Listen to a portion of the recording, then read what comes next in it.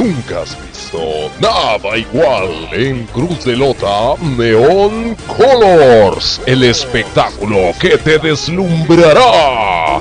Más de 50 artistas en escena, 50 llevando tus sentidos al máximo con un concepto de fantasía e ilusión. La combinación perfecta, danza, teatro, artes circenses, una producción con efectos de luz negra. Este viernes 27 de septiembre a las 8 de la noche.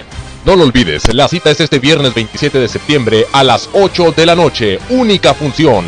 Recuerda, la cita es en el Centro Cívico frente al Kinder del Payaso. Recuerda que Neon Colors es un espectáculo que llegó para ayudar. Asiste y lleva un alimento no perecedero para nuestros hermanos que han sido damnificados por la tormenta Manuel.